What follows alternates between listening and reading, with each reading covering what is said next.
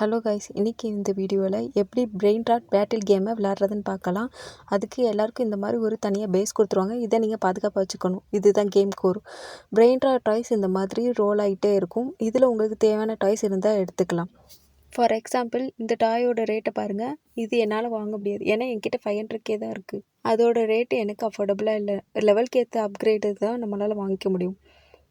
அதே மாதிரி என் பேஸ் வந்து அப்பப்போ அன்லாக் ஆயிரும். ஸோ நான் அதை போய் லாக் பண்ணுறேன். எனக்கு 1 நிமிஷம் டைம் கொடுத்துருக்காங்க. லெவலுக்கு ஏற்ற மாதிரி தான் டைம் கொடுப்பாங்க. அப்பப்போ போய் நீங்கள் அன்லாக் பண்ணணும். இல்லாட்டினா மற்றவங்க டாய்ஸை வந்து ஸ்டீல் பண்ணிடுவாங்க. என்னோடய லெஃப்ட் ஹேண்ட் சைடில் ஒரு ஆரோ மார்க் கட்டத்தில் அதை கிளிக் பண்ணி நீங்கள் பார்த்தாலே தெரியும்.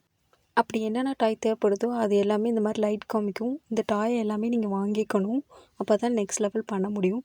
இப்போ பார்த்தீங்கன்னா எனக்கு நெக்ஸ்ட் லெவலுக்கு அப்கிரேட் பண்ணுறதுக்கான டிக் காமிச்சிருச்சு. அப்படி அப்கிரேட் பண்ணும்போது உங்கள்கிட்ட இருக்க எல்லா டாய்ஸும் போயிடும்.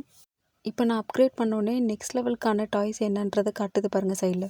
நெக்ஸ்ட்டு பீச் பார்ட்டிக்கு தேவையானது நம்ம ஷாப்பில் வாங்கிக்கலாம். ஷூவும் பேனும் வாங்க போகிறோம். ஷூ வாங்கிக்கிட்டால் நம்மளால் ஸ்பீடாக ஓட முடியும். பேன் வாங்கிக்கிட்டால் நம்மளோட ஹிட் அதிகமாக இருக்கும். அடுத்து பீச் பார்ட்டியில் வந்துட்டு இப்போ பாருங்கள், நான் பேனை வச்சு ஹிட் பண்ணுறேன். நம்மளால் ஈஸியாக வந்து எக்கை உடைக்க முடியும்.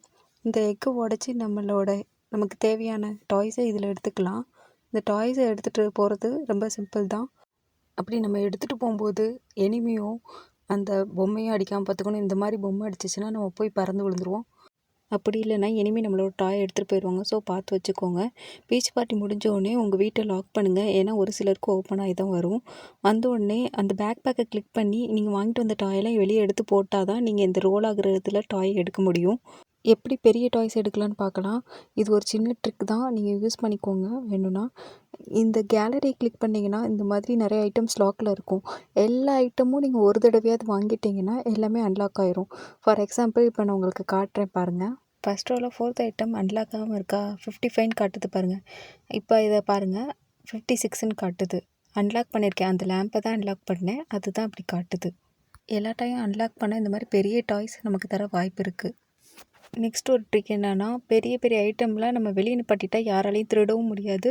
அது காசு கொடுத்துக்கிட்டே தான் இருக்கும். பட் என்னென்னா, உள்ளே இருக்கிறத விட ஒரு 2% கம்மியாக தான் கொடுக்கும். உள்ளே 10,000 கிடைக்குதுன்னா இங்கே 8,000 தான் கிடைக்கும். சப்போஸ் அதோட பெரிய ஐட்டம் கிடச்சிச்சின்னா ஓப்பன் கொடுத்து டிஸ்கார்ட் கொடுத்தீங்கன்னா அந்த ஐட்டம் பெர்மனெண்ட்டாக போயிடும். தேங்க்ஸ் ஃபார் வாட்சிங். Subscribe Preethu tax.